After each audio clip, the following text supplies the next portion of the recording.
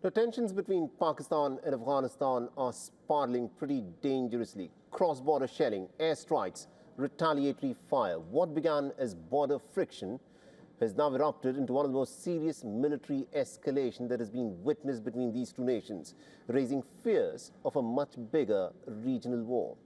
Our next report decodes the conflict between the two neighbors.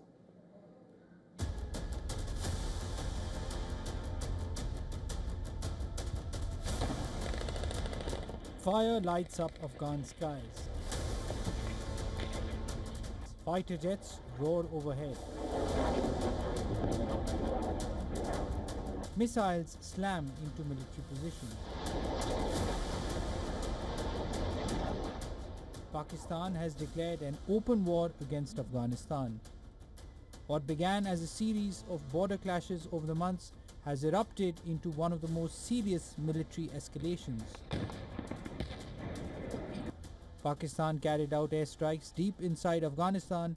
These are the images of Pakistani forces claiming to have captured an outpost inside Afghanistan's border.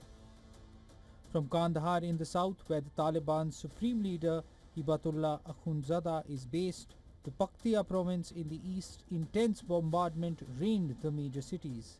At least 3 explosions heard in the capital city of Kabul. For the people caught in the crossfire, horror unfolded when many woke up thinking an earthquake rocked their country. Little did they know their neighbor carried out strikes in the holy month of Ramzan. We were all asleep when the plane came very low. As soon as I heard the sound of the aircraft, I got up from my place. I saw the plane descend and drop 2 bombs, then it went back up again. It was around 2 a.m. All of us, including the women, ran downstairs. We were able to take the bodies of 13 martyrs out of the ground, but the bodies of 4 other people are still missing. Machines also came to help find them, and we tried very hard to search. Soon after the strikes, Afghanistan retaliated. Afghanistan's Ministry of Defense claims that it struck a military camp near the Faizabad neighborhood of Islamabad, as well as army barracks in Nowshera and a military site in Jamrud, both in the Khyber region.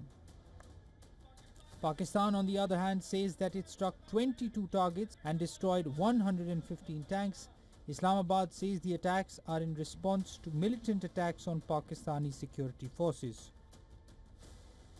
But the Taliban government strongly denies that charge. It calls the strike a violation of sovereignty. Both sides claim to have inflicted higher death tolls than their opponent acknowledged. Pakistan military says 274 Taliban fighters have been killed and more than 400 injured in the attacks, a claim Taliban government has denied. Another issue is that Pakistan claims that last night, more than 100 fighters of the Islamic Emirate were martyred and 200 others were wounded. This claim is completely false. The reason is that last night, we were the ones who carried out the attack, and they were unaware. We did not give them the opportunity to cause us casualties, and the damage that occurred was very limited. Border districts near Torkham, a critical crossing point, has long been a flashpoint.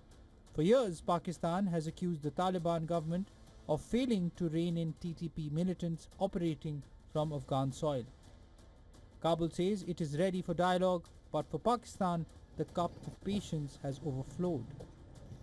The tense border, two neighbors once again at odds, and nations from Iran to China are urging both nations to tone down the tensions. Bureau Report, WION World is One. All right, so that, of course, is what is playing out between Afghanistan and Pakistan at this moment. And to help put this in perspective, we're joined on the broadcast by my colleague Shreya Upadhyay. Shreya, now for many years and indeed for decades, Pakistan was the benefactor and the mentor of the Taliban, providing the Taliban with money, training and other logistical support. But now that the Taliban is in power in Kabul, what we've witnessed is that there is repeated incidents of friction between the two nations, which is now ended up in a full-blown war. Help us make sense of what's actually happening between the two nations here. Absolutely. This is the point of contention, the biggest point of contention, that experts say that this is the biggest issue between the two countries, that at a time when they were allies, they were, harboring Taliban and they were nurturing the Taliban, but now Pakistani establishment has been criticizing and working against the TTP, or the Tehreek-e-Taliban Pakistan. But remember, from allies to foes, this happened around 2021 when Taliban took power back in Afghanistan. They were in power, they were in control of things, and that is when these skirmishes started. These started as skirmishes, but now, of course, it's a full-blown, massive, deep escalation that is only intensifying.